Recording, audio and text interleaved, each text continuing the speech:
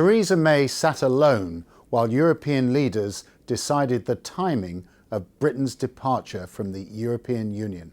Here with me is Robert Shrimsley to explain what looks like a decidedly dicey deal. Robert, when is Britain going to leave? It's still very much up in the air, Lionel. The European Union has given Britain two new dates for departure. The first is April the 12th, if Theresa May cannot get her deal through, possibly next week. And the second is May 22nd, if she does get her deal through, and that's the amount of time it needs to put the mechanics in place. So we're still very, very much up in the air. We were hurtling towards the cliff edge a couple of days That's ago. crashing out Yes, with no deal. You know, we were 8 days from the cliff edge with no deal looking a serious possibility.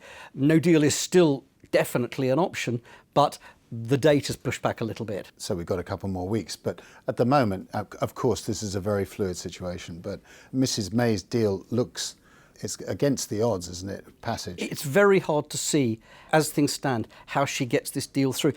It's an amazing reversal in the last 7 days of her position. 7 days ago, she had a strategy, and the strategy was to squeeze her own Brexit hardliners and say, look, it's running away from us. If you don't vote for my deal, we're going to get a soft Brexit or a delay. And that was beginning to work. They were beginning to crack. In the space of a couple of days at the beginning of this week, she has flipped her strategy on its head, if indeed she still has a strategy. She's now appeasing her hardliners and essentially trying to frighten the rest of Parliament into backing her deal for fear of a no-deal exit. And should we blame the Speaker, John Bercow, for citing a 1604 precedent whereby you can't just keep coming back with the same deal for approval in the House? I think there were 4 decisive steps to the way Theresa May turned, and that was one of them.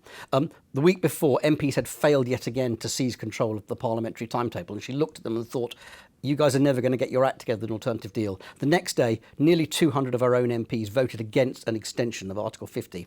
Then John Bercow's ruling came up, stopped her from putting the meaningful vote again before the European summit, and then finally her own cabinet turned on her and said, we cannot support a long delay. And the Chief Whip advised her clearly that the party would be broken if she tried to force through a long delay. And I think Theresa May has essentially changed position. She now believes that a no-deal Brexit is the second best option after her own deal. So let's just assume that her deal is voted down, obviously speculation. Does she then have to resign? It's very difficult to see how she can stay on, and indeed why she would want to, because she has said she does not want to oversee a long delay. And the only alternative to a long delay if her deal falls is no deal. I think she might be prepared to carry that through. But what will happen in Parliament is that MPs are going to give themselves the chance to vote on alternative options. The staying in the single market, the so-called Norway option, permanent customs union, second referendum, all the other options. If one of those were to get a majority in Parliament, and it has to be said, MPs have proved very inept at solidifying. And there isn't a cross-party movement either. If one of them were to get a majority, I think, and her policy has been voted down, it's very hard to see how she can stay on or why she would want to. And what happens then? Does the Deputy Prime Minister step in, or do we have to have a leadership election? No, I mean, the Conservatives, unlike the Labour Party, don't have an official deputy. So although David Lidington is often referred to as the de facto deputy, it's de facto, not de jure.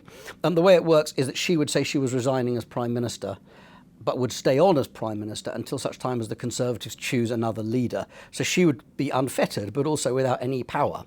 It would be very, very messy. The one thing that could happen, I suppose, is that Parliament votes to attach the future direction to her deal. In the political declaration, they say, we now want that to say it's Norway or it's permanent customs union, and then we'll vote through your deal. Or it could say, we'll vote through your deal if we can attach a referendum to it. So at that point, she might think it was worth just staying on a bit longer to take it over the line. But it's very, very messy, very difficult. And finally, the other point is that it's very hard to see how a government not committed to a policy of this importance could then legislate it through. The Tories don't believe in the Norway option, so how could they actually take that through? You could well then be heading for an election. So, Robert, I'm going to put you on the spot. It's not a football question. Are we likely to have an early election, general election? I think the odds of an election sometime this year are going up all of the time. Most paths lead to an election. The only one that I think doesn't is if MPs solidify around her deal, which, as we've said, does not look very likely at the moment. Robert Shrimsley, thank you very much.